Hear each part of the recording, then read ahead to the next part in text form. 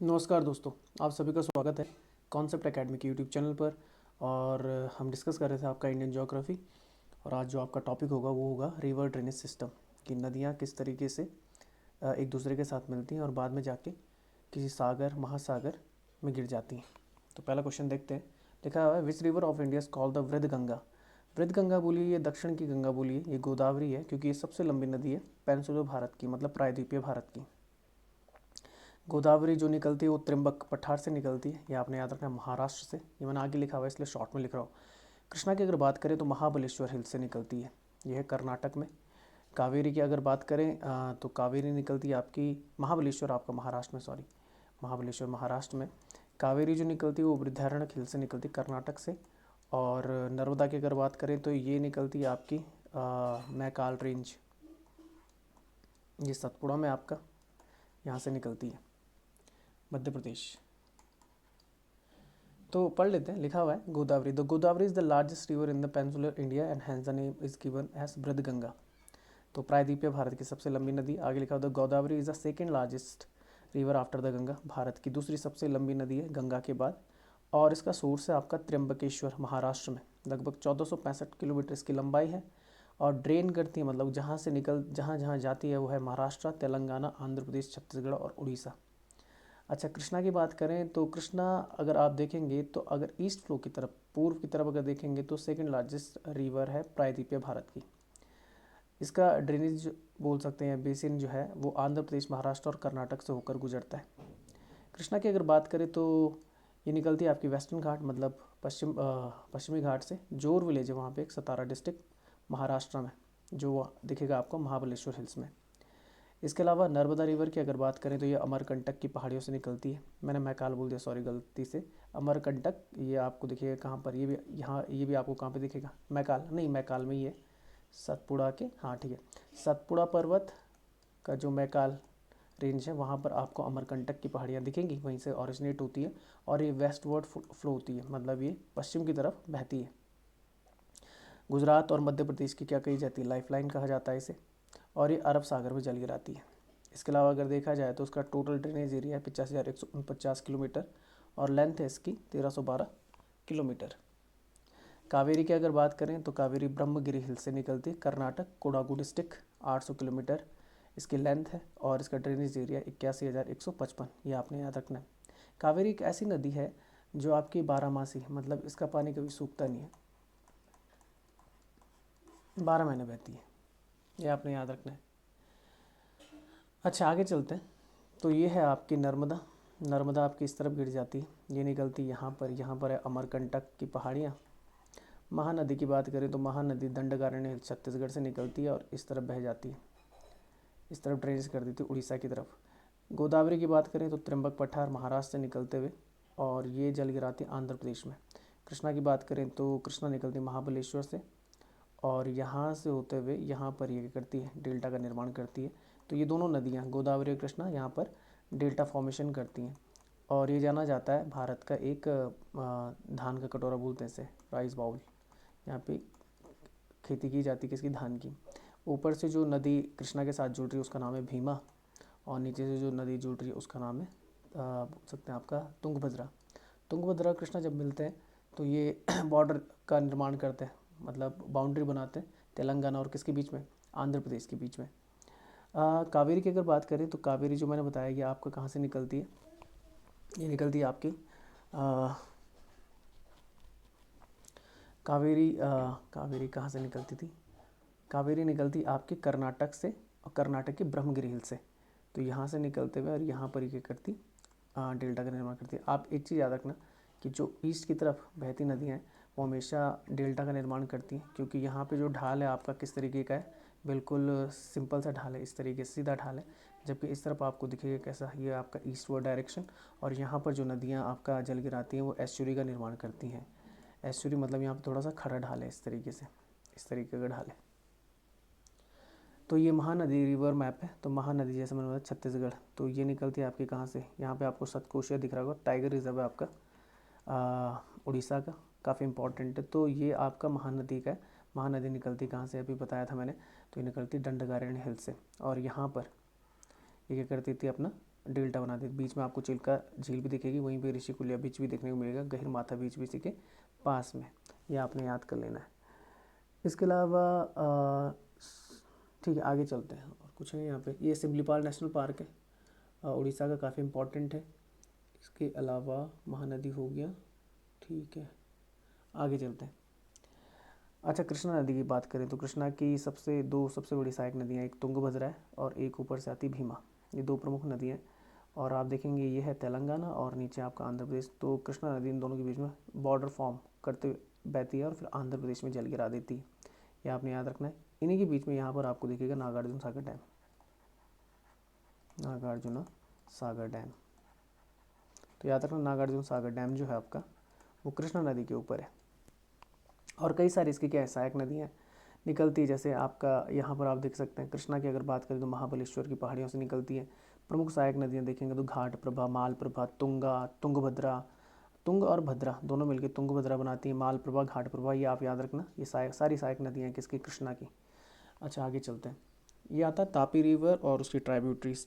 तापी की अगर बात करें तो तापी बैतूल मध्य प्रदेश से निकलती है, और ये गुजरात में, ये फिर अरब सागर में या खंबात की खाड़ी में क्या कर देती थी, जल गिरा देती है। इसकी कई सारी क्या है, सहायक नदी, जैसे पंजारा है, बूरी है, पूर्णा है, गिरना है, गोमई है, अरुणावती, अनेर, ये कुछ इसकी क्या है, सहायक नदियाँ हैं।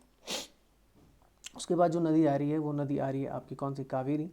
कावेरी जो मैंने बताया था कि कावेरी जो निकलती है आपकी, वो निकलती है आपकी कहाँ से, तो ये आपने याद रखना है कि ये निकलती है आपकी कहाँ से, कर्नाटक से, ठीक है, कर्नाटक से निकलेगी। ये अब बाबा बुदन हिल्स जो आपकी देखने मिलती है कर्नाटक में, ये कॉफ़ी की बोल सकते हैं खेती के लिए जानी जाती है, वेस्टर्न घाट। और कावेरी जो निकलती है वो निकलती है आपकी कहाँ से, कावेरी जो निकलती है वो निकलती है आपकी जैसे एक तो हो गई, और कौन सा, दंडकारण्य हिल से तो वो निकलती है, महानदी निकलती है, कावेरी निकलती है आपकी वृद्धारण्यक से, ठीक है ना, वृद्धारण्यक ही था ना जब मैं बोल रहा था, ब्रह्मगिरी, सॉरी मैं बार बार भूल रहा हूँ, ब्रह्मगिरी हिल से निकलती है कावेरी। यहाँ पर लिखा नहीं है कहीं पे, ये कावेरी का ओरिजिन है वेस्टर्न घाट से। इसकी कई सारी सहायक नदियाँ हैं, तो ये आप याद कर सकते हैं, ठीक है ना। यहाँ पे एक नदी और देखिए, कोयल नदी, ठीक है, और नीलगिरी की पहाड़ियाँ यहीं पे आपको दिखेंगी, Baba Budan hills, Javadi hills, Shevaroy hills, Nagari hills, ये कुछ यहाँ पे क्या है, प्रमुख पहाड़ियाँ आपको देखने को मिलेंगी। अच्छा, आगे चलते हैं। ये है गोदावरी का, गोदावरी की अगर बात करें, त्रिम्बक पठार महाराष्ट्र से निकलती है। प्रमुख सहायक नदियाँ वर्धा, पेनगंगा, पूर्णा, दुधना, परवरा, मंजीरा, वेनगंगा सारी सीखी है। इंद्रावती एक प्रमुख सहायक नदी है, सबरी। और गोदावरी जल कहाँ ड्रेन कर देती है अपना, या गिरा देती है, आंध्र प्रदेश में। अच्छा, उसके बाद आता है नर्मदा। नर्मदा निकलती है अमरकंटक के पहाड़ से, ये मैकाल पर्वत यहाँ पे दिखेगा। धूपगढ़ सबसे ऊंची चोटी है सतपुड़ा की, ये सतपुड़ा रेंज है। ऊपर की तरफ विंध्य रेंज आती है, और दोनों के बीच में एक भ्रंश घाटी का निर्माण करती कौन, नर्मदा नदी, और ये जल गिरा देती खंबात की खाड़ी में।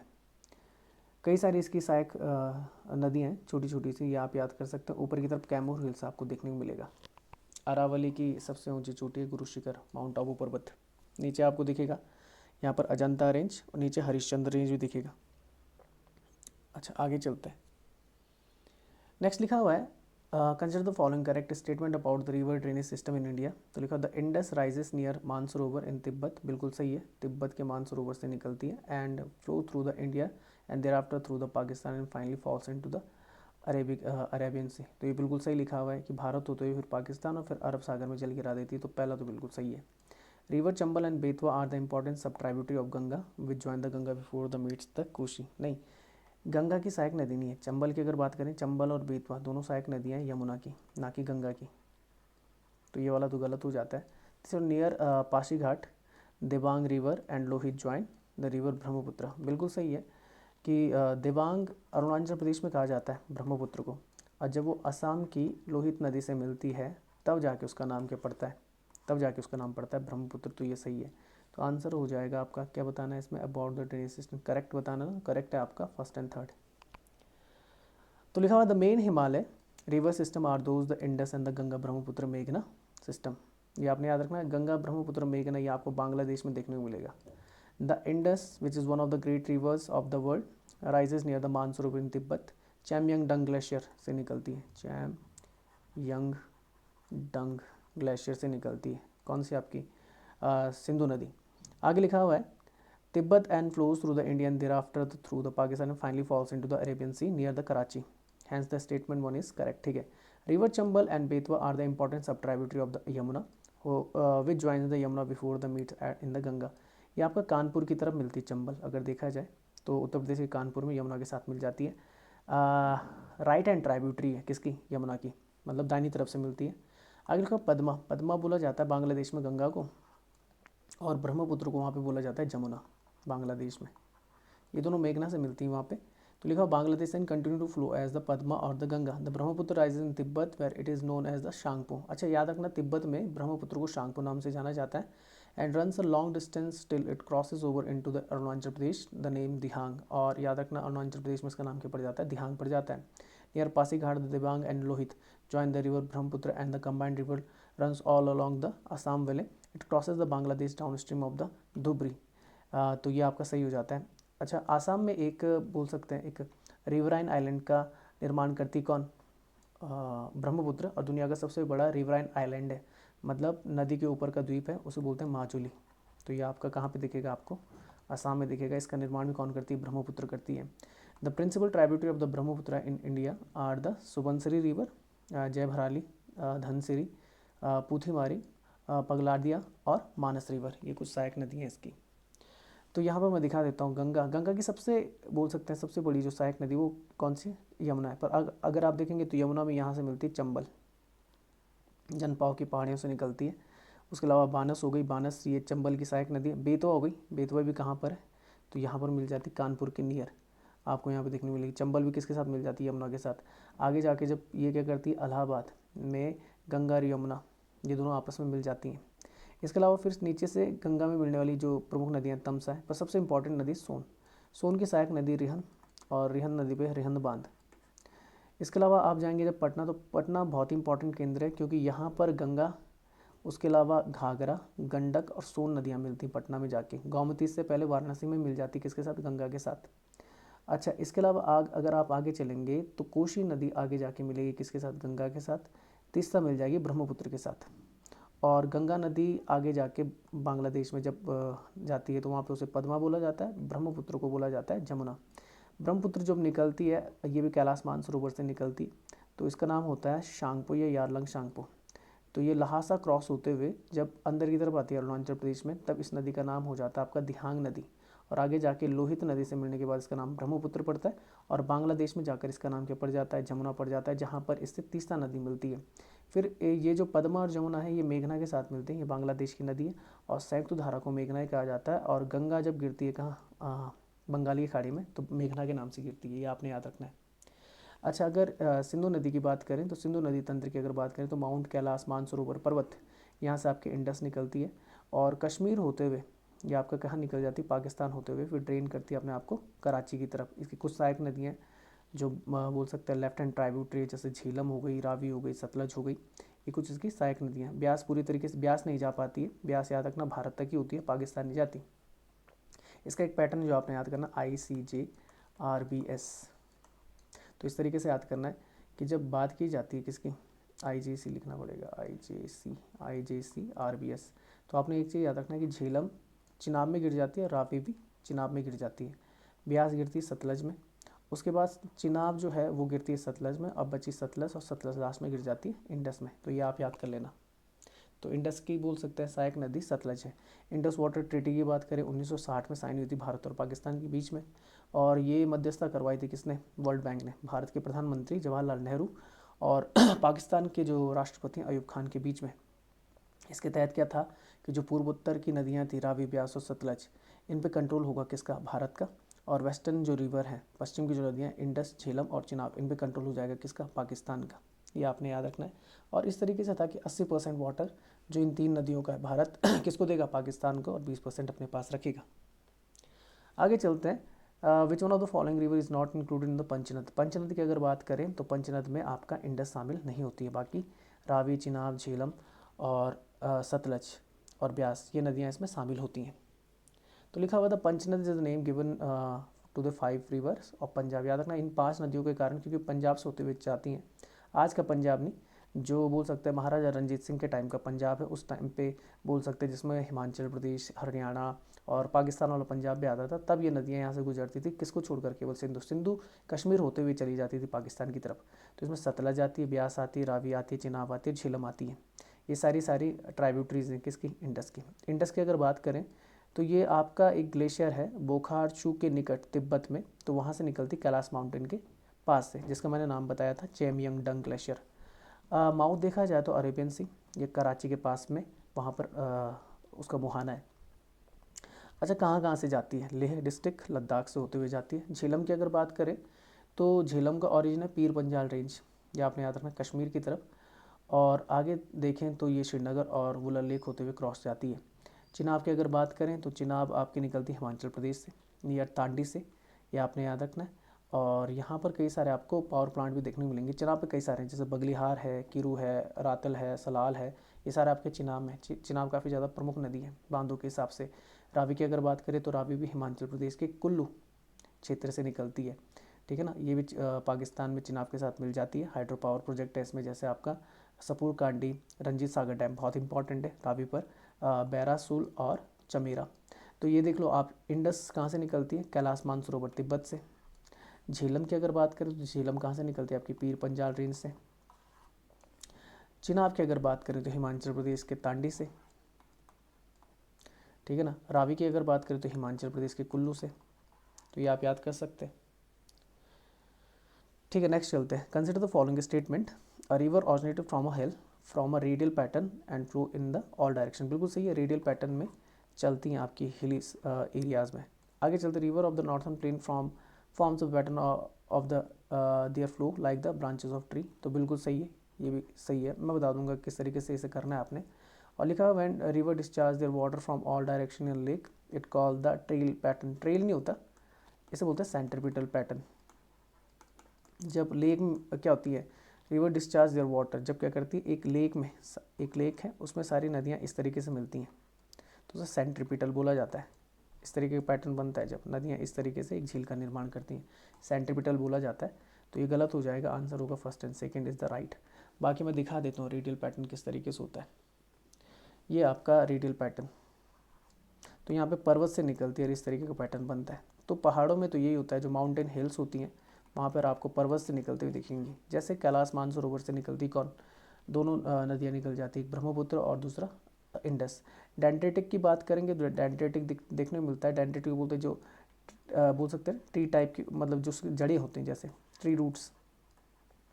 ये आपको भारत की नदियों में देखने को मिलता है। इस तरीके से नदियाँ जुड़ने लग जाती हैं इसके साथ, ऐसे मुख्य नदी के साथ ऐसे रेक्टेंगुलर होता है, लगभग सीधा, और फिर नदियाँ इस तरीके से जुड़ रही हैं,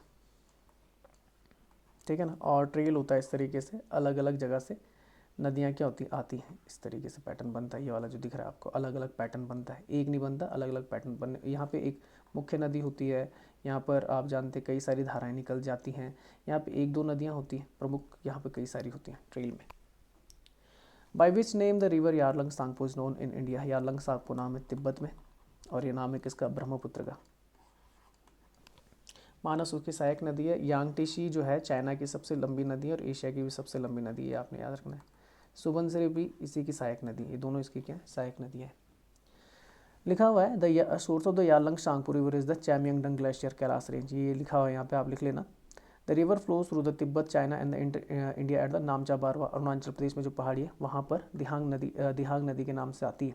बाद में असम में लोहित नदी से मिलती है और ब्रह्मपुत्र नाम कहलाता है। और फिर देखने को मिलता है कि ब्रह्मपुत्र फिर बांग्लादेश में जमुना के नाम से, और फिर मेघना के साथ मिलती है।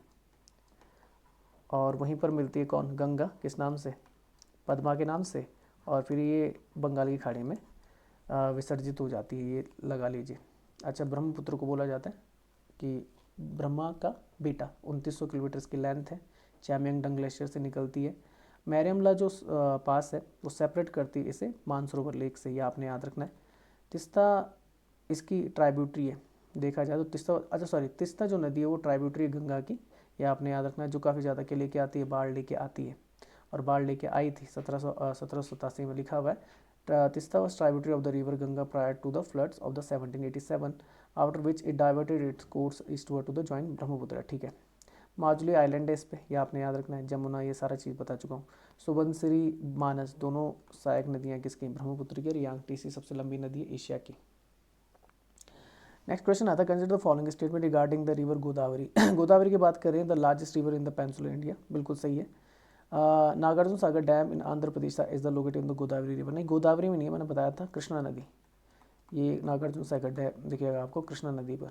और दक्षिण की गंगा कहा जाता है, बिल्कुल सही बोला जाता है। तो first and third is the right answer,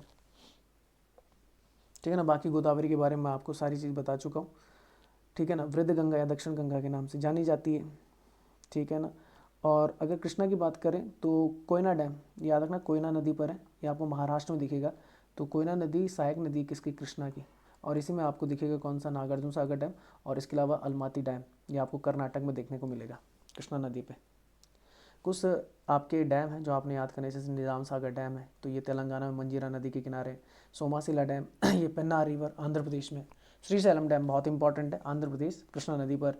Singhu dam Telangana मंजीरा नदी पे। उकाई डैम बहुत इंपॉर्टेंट है, ताप्ती नदी पर या तापी नदी पर गुजरात में। धरोई हो गया साबरमती में। कठाना हो गया आपका माही पे। दंतीवाड़ा हो गया। देखो इंपॉर्टेंट कौन कौन से, उकाई बहुत इंपॉर्टेंट है, श्रीशैलम बहुत इंपॉर्टेंट है, निजाम सागर बहुत इंपॉर्टेंट है, तो इन्हें तो लिख ही लेना। उसके अलावा पंडोवा डैम, भाखड़ा नागल डैम आप जानते हैं बहुत ही ज़्यादा इंपॉर्टेंट है, इसे लिख लेना। नाथपा ये किस पे, हिमाचल प्रदेश और पंजाब बॉर्डर में सतलज रिवर पे। चमेरा डैम, बगलिहाट डैम बहुत इंपॉर्टेंट है, ये जम्मू कश्मीर में। और ये चिनाब नदी के ऊपर आपको देखने को मिलेगा। धुमकर हाइड्रो इलेक्ट्रिक डैम, ये इंडस पे है। उरी आता आपका ये झेलम नदी पर है। मैथुन डैम आता आपका बराकर पे। चांदिल डैम आता आपका झारखंड में। पंचेत डैम आता आपका दामोदर रिवर पे। तुंगभद्रा डैम आता तुंगभद्रा पे। अब अलमाती डैम कृष्णा नदी पर इंपॉर्टेंट है। कृष्णा सागर डैम, ये कंफ्यूज करेगा, कृष्णा नदी पे नहीं बल्कि किस पे, कावेरी पे, तो ये आप याद कर लेना। फिर इम्पॉर्टेंट है, जैसे आपका आ जाता है Idukki dam, Idukki dam important है, पेरियार नदी पर है। इसके अलावा आपने याद करना है जो मुल्ला पेरियार डैम, ये भी आपका पेरियार नदी पर है, ये भी इंपॉर्टेंट है। राजघाट हो गया, ये बेतवा नदी पर है। इसके अलावा बाणसागर डैम सोन नदी पर। गांधी सागर डैम चंबल पे, कई बार पेपर में पूछा जाता है, मध्य प्रदेश, ठीक है ना। उसके अलावा येलदारी, उजानी, पावना, ठीक है। कोयना डैम कोयना नदी पर महाराष्ट्र, ठीक है। इसके अलावा मुल्ला डैम, ठीक है। गिरना डैम गिरना नदी पर। और ठीक है ये हो गया, ठीक है। इंद्रावती, हीराकुंड डैम इंपॉर्टेंट है, महानदी पर, उड़ीसा, ठीक है ना। और इसके अलावा गोविंद वल्लभ पंत सागर, ये रिहन नदी पर, उत्तर प्रदेश और मध्य प्रदेश के बीच में। और टिहरी डैम आप जानते हैं भागीरथी नदी पर है, तो ये आप याद कर सकते हैं। अच्छा नेक्स्ट क्वेश्चन आता है, consider the following statement about the drainage system in India. The bay of Bengal drainage system consist of the nearly 60%, while the Arabian sea drainage system consist of nearly 40% of drainage in India. तो ये गलत लिखा हुआ है, जो drainage system आपको बड़ा दिखाई देता है वो दिखाई देता है किसका, हाँ, तो अरेबियन सी का ड्रेनेज सिस्टम बड़ा नहीं है, बड़ा है किसका, आप इतना याद रखना कि बे ऑफ बंगाल का ज़्यादा बड़ा है। ड्रेनेज सिस्टम कंसिस्ट ऑफ 60%, हाँ तो यहाँ पे सही लिखा हुआ, पर 60% नहीं है, 60 से ज़्यादा है, लगभग 70 से 80% के आसपास है। और ये 40 नहीं है, कम है, तो ये हो जाता है गलत। The catchment of the small rivers is known as the basin while the large river is known as the watershed, ये भी गलत है, ठीक है ना। तो अभी बता देता हूँ, इसको समझा देता हूँ। तो नाइदर फर्स्ट और नॉर सेकेंड होगा। तो लिखा river drains the water collect from a specific area, अगर किसी स्पेसिफिक एरिया से पानी निकलता है, कलेक्ट होता है, तो उसे कैचमेंट बोलते हैं उस क्षेत्र को। और अगर an area drained by a river and its tributary is called the drainage basin, तो सिंपल सी बात है, अगर कोई नदी और उसकी सहायक नदियाँ कहीं पर क्या होती हैं, मिलती हैं, जहाँ पर कई सारी उसकी सहायक नदियाँ एक प्रमुख नदी से मिलती हैं, उसे बोलते हैं बेटा drainage basin. The boundaries separating one drainage basin from the other is known as the watershed, और जब ये अलग होते हैं तो उसको बोला जाता है वाटर सेट प्रोसेस। अगर आप देखेंगे यहाँ पर लिखा हुआ 77% के आसपास जो ड्रेनेज सिस्टम है वो किसके पास है, बे ऑफ बंगाल, क्योंकि प्रमुख नदियाँ जो भारत की जैसे गंगा, ब्रह्मपुत्र, ये महानदी, कृष्णा, गोदावरी, कावेरी, ये सारी किस तरफ गिरती हैं, अरब सागर की तरफ गिरती हैं, ठीक है ना। और उस तरफ कम है, 23% है केवल बे ऑफ बंगाल की तरफ, क्योंकि वहाँ पे कम नदियाँ हैं, जैसे नर्मदा, तापी, माहे, पेरियार, ये नदियाँ गिरती हैं। तो ये देखो मैं बता देता हूँ, जब एक प्रमुख नदी के साथ कई सारी सहायक नदियाँ जुड़ती हैं तो उन्हें ट्राइब्यूटरी बोला जाता है। और याद रखना कि एक चीज़ हमेशा याद रखना, वाटर साइड एरिया बोला जाता है जहाँ पे पानी इकट्ठा होता है इन सारी नदियों के द्वारा, उसे बोलते हैं वाटर साइड एरिया। कॉन्फ्लुएंस वो होता है जहाँ पर एक ही नदी लास्ट में बन के निकलती है, उसे बोलते हैं कॉन्फ्लुएंस पॉइंट। ये आप याद रखना। मेन रिवर चैनल से बोला जाता है जो मुख्य नदी आपकी मानी जाती है कि भाई मुख्य नदी है इस तरीके से चलते हुए आ रही, तो उसे बोलते हैं आपका बोल सकते हैं मेन रिवर चैनल। और लास्ट में आपको माउथ ऑफ रिवर देखने को मिलेगा मोहाना, जब वो सागर में मिल जाती है। अच्छा next question, the largest river without delta is. दोनों ही है यहाँ पे, मुझे लगेगा दोनों ही हैं, क्योंकि डेल्टा का निर्माण ना ही नर्मदा करती ना ही ताप्ती करती है। दोनों ही आपकी वेस्ट फ्लूट रिवर है, वेस्ट की तरफ बहती है, मतलब अरब सागर की तरफ बहती है। और यहाँ पर जो होता है भारत के वेस्ट की तरफ, इस तरीके से याद रखना, भारत के वेस्ट की तरफ जो देखने मिलती है यहाँ पे एस्चुरी फॉर्मेशन होता है, जैसे मैंने बताया था, जैसे बोलते हैं तुम्हारा क्या नदमुख, और इस तरफ होता है डेल्टा का। तो दोनों ही नहीं बनाती, आंसर होगा the largest river without delta is. अच्छा लार्जेस्ट पूछा हुआ तब नर्मदा है, आंसर होगा कौन सा, नर्मदा।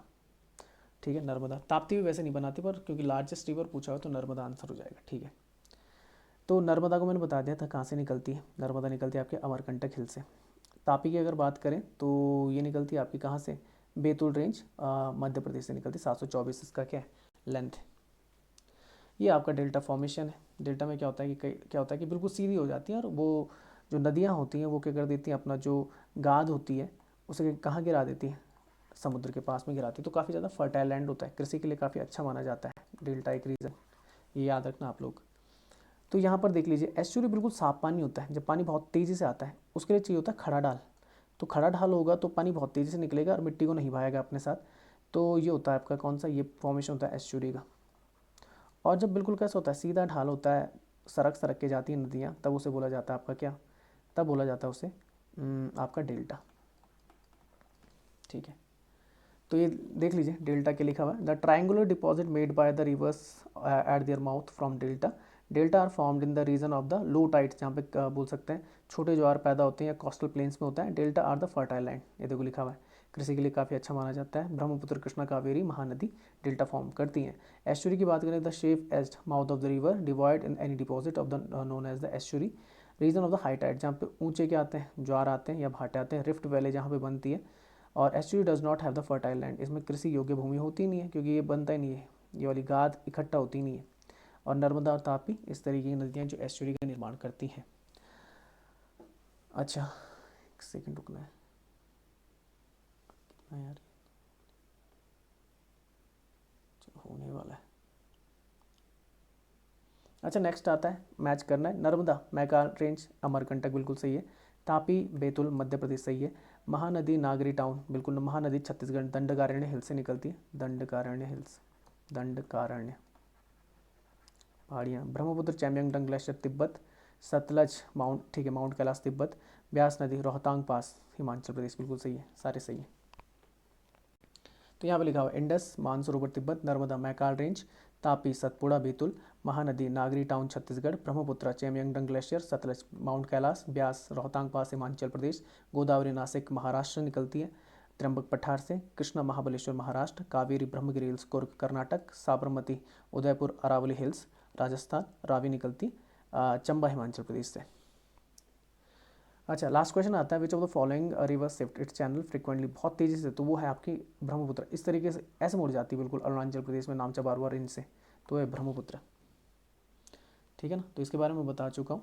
गंगा के बारे में आप जानते हैं, गंगा याद रखना कि भागीरथी के नाम से निकलती गौमुख ग्लेशियर से, और अलकनंदा से जब मिलती है देवप्रयाग में, तब जाके उसका नाम क्या पड़ता है, गंगा पड़ता है।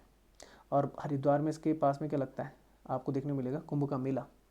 अच्छा नर्मदा के बारे में बता चुका हूँ, अमरकंटक हिल्स से निकलती है। गोदावरी के बारे में बता चुका हूँ आपको कि त्र्यंबक पठार महाराष्ट्र से निकलती, नासिक डिस्ट्रिक्ट। इसके बगल में भी आपका क्या लगता है, मेला लगता है कुंभ मेला। तो ये आपका यालंग सांगपो, तो यहाँ पे ये बिल्कुल कैसे लेती है, स्टीप सा हो सकता है, एक पैटर्न लेती है बिल्कुल, जहाँ से मुड़ जाती है अंदर की तरफ। तो इस वीडियो को यहीं तक रखते हैं। जय हिंद जय भारत।